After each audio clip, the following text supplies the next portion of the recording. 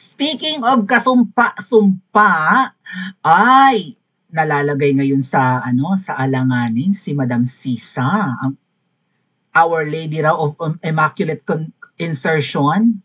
'Di ba paanong nangyari na nanalo ito noong 2022? 'Di ba? Kasabayan to ni Nang Ngiwi at VP Sara nung nanalo si Madam Risa. Nasa number 12 ba siya? Basta nasa siya 'di ba 12 senators lang dapat manalo. Maalin man 11 or 12, rank 11 or rank 12 siya noon eh. So, paano nanalo to? Pero nakuha namin ang parang naging technique ni Risa. Tahimik siya. Hindi siya masyadong sumasama sa rally ng kakamping. Ang ginagawa niya, I think namudbud lang to ng namudbud ng ayuda. Lalo na nung hindi pa bawal. Right? Kasi siguro nakita ni Madam Risa na nung panahon ng pandemic, lalong napamahal si PRRD sa mga tao dahil namimigay ng ayuda kasi kailangan ng mga Pilipino ng ayuda noon. Kaya ang alam ko mga kababayan, itong si Madam Risa, bago bawal yung gano'n, no? yung mamimigay ka ng pera dahil campaign period na, bago dumating yung campaign period, namudbud talaga to ng malala ng ayuda mga ating. Lumakad tong mag-isa. Maybe it helped. And then of course, rigged naman di umano at according to Attorney Glenn Chong, rigged naman yung election ng 2022. Dayaan naman yon even itong nakaraang Mayo. So malamang, 'di ba? Kung uso ang give lavan ng Christmas Day sa Comelec, baka nag-give love on Christmas Day ito sa Comelec, malay natin. Anyway, ayan nga tinawag ni Madam Risa na fake news. Okay, I think si Kato Ying yung nag-release nun na meron daw siyang insertion na bilyones kasi nung nakaraang araw, 'di ba nag-trend yun eh. Allegedly may 3 billion na insertion si Madam Risa. Diyan kasi sa insertion mga kababayan, hindi yan yung ninakaw. Kundi yung insertion or amendment, yun nga para yun sa mga flood control projects, infra, and since si Madam Risa yung gumawa ng insertion na yun, kung saan man yung mga proyektong yun, baka tumanggap siya ng kickback. So, hindi natin alam kung 20%, 30% of that billions. Kaya, in panic to, di ba? Nagsalita si Madam Risa na wala akong ganyan, wala akong insertion, fake news, ganyan. Na-allergic siyang bigla.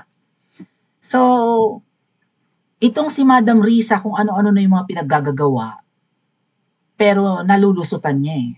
Malusutan kaya niya itong iskandalo ng flood control projects. 'Di ba? Kumontra to sa mga Baykang Kineme, ganon. Tapos ayan, ang ending isa rin pala sa salarin ng mga insertions. Hindi naman daw illegal ang insertions. Ang masama dyan ay kung tumanggap ka ng commission dahil sa mga insertions mo. Halimbawa, nagkaroon ka ng proyekto in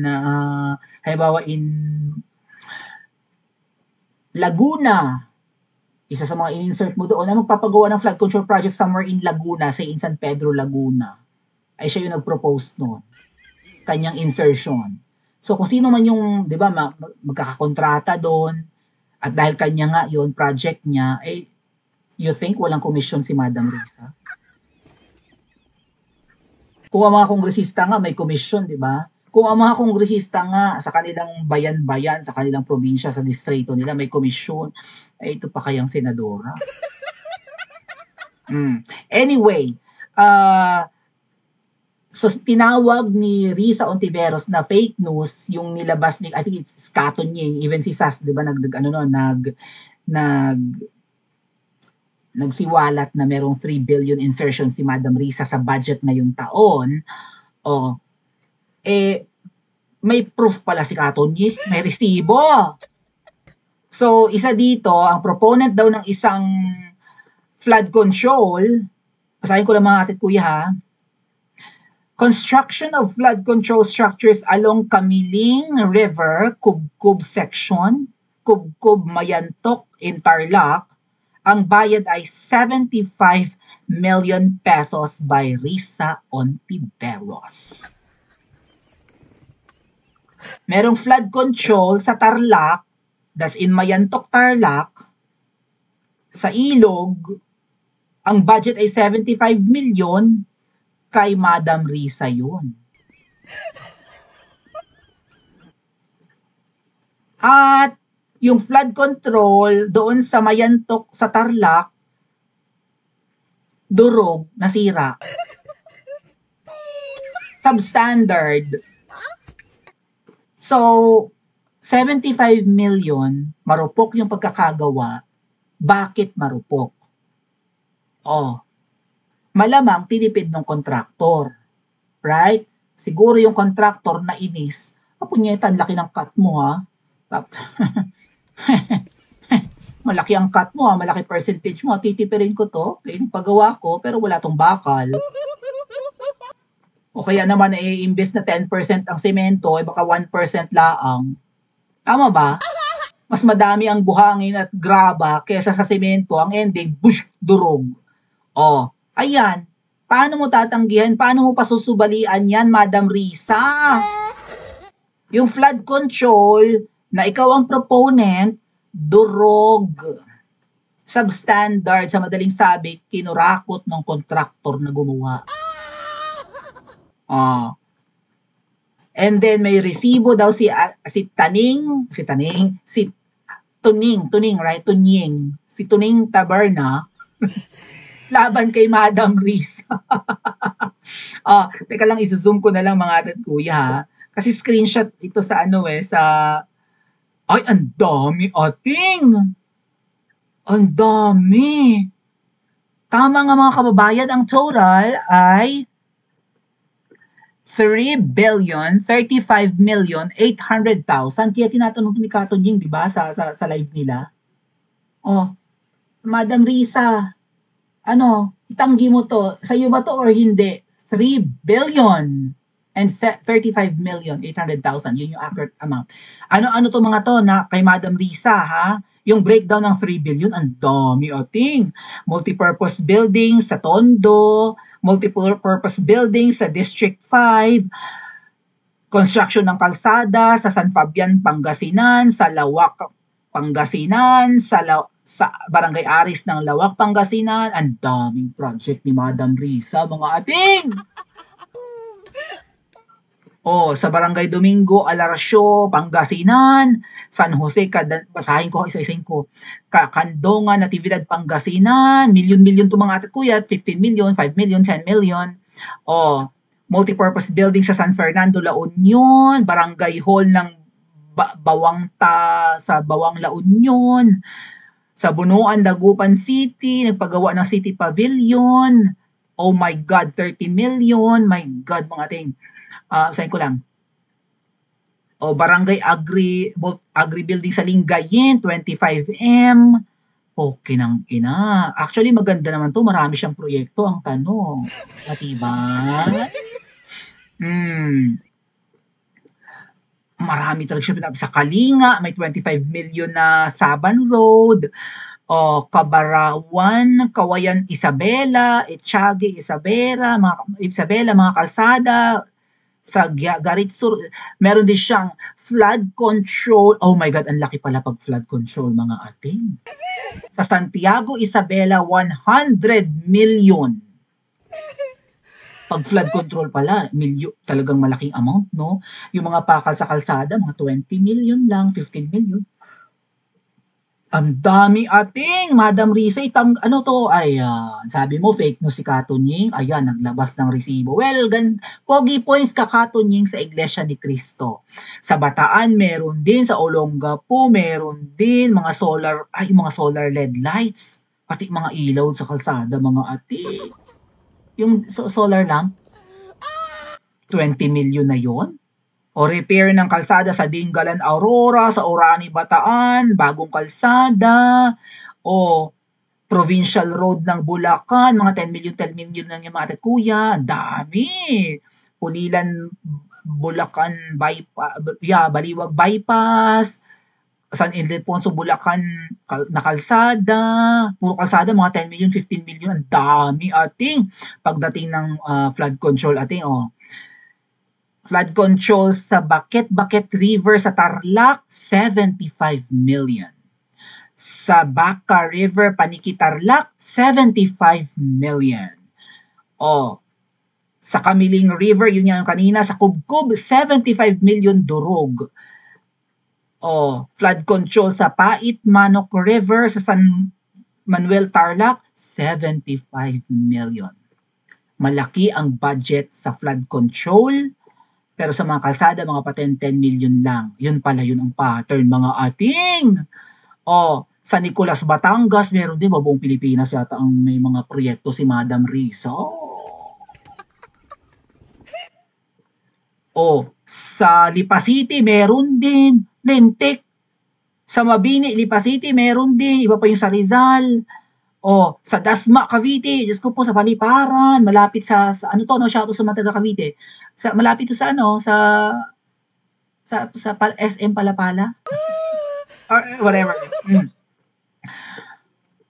Dormitory ng Southern Luzon State University. Oh, ang laki pala nun sa Cavite, 65 million mga ating.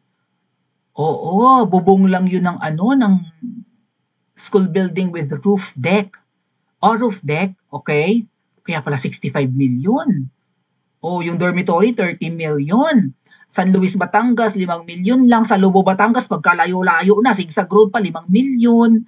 Occidental Mindoro, 8 million. Eto na, sa Sablayan, sa Occidental School Building atin na may roof deck, 65 million. Ito ba yung pwedeng tumambay yung mga bata doon? Parang ano ba yung roof deck? Parang may terrace, gano'n.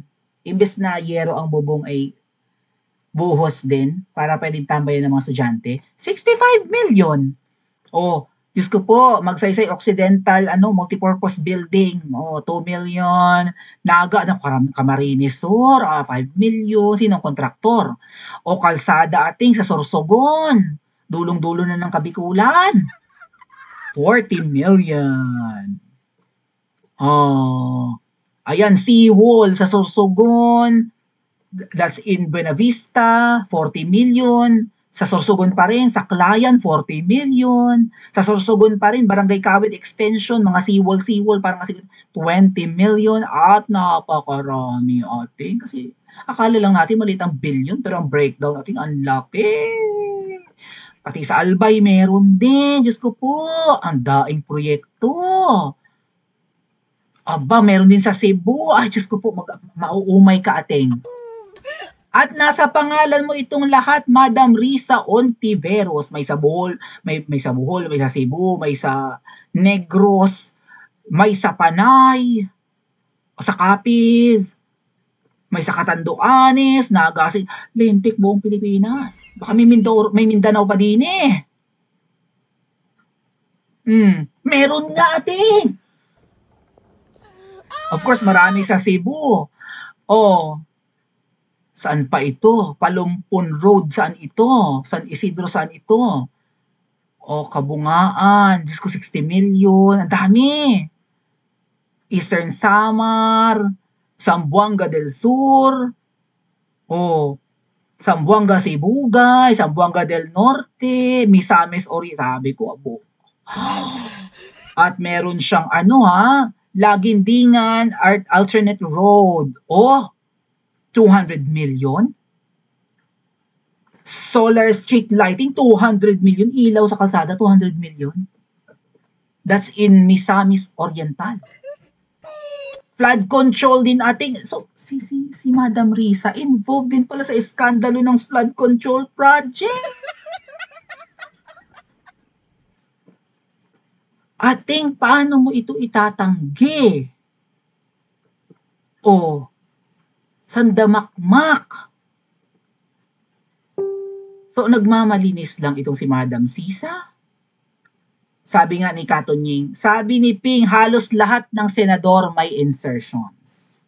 Sabi ni JV, lahat ng senador may insertions. Sabi ni Risa, wala akong insertion. Yung binasa ko, at yun nga po, tama kayo, no? Ihihinto na yata nila ang investigation sa flood control projects. most of the projects na kay Madam Risa, sa sandamakmak na mga projects niya, kasi ang senador po, nationwide ang, right, ang sakop. Hindi katulad ng mga kongresista, distrito lang nila. Okay? Probinsya lang nila, syudad lang nila. Ang senador buong Pilipinas. That's why ang mga projects na nasa pangalan ni Madam Risa all over the Philippines. And that's 3 billion pesos. Sa tingin nyo, wala siya kahit pisong duling na komisyon? So, sino nagsasabi ng totoo ngayon? Si Ping Lacson, si JV Ercito, at si Katoning, o si Madam Risa Ontiveros? Wala daw siyang insertion. Sabi nga ni Katoning, walang masama sa insertion. Kasi nga, isiningit nyo yan dahil gusto nyo may project noon. Ang masama ay kung may commission kayo sa mga insertions na yan and amendments. Isiningit nyo yon dahil gusto nyo magka-project sa mga lugar na yon. Legal naman yan. Hindi naman questionable. Ay, bakit ang sabi agad ni Madam Risa? Wala akong insertion. Ano ang dapat na parusa hindi lang sa mga sinungaling kundi sa mga manloloko at magna? Paki-comment nga po sa comment section at mag-like and subscribe din po kayo.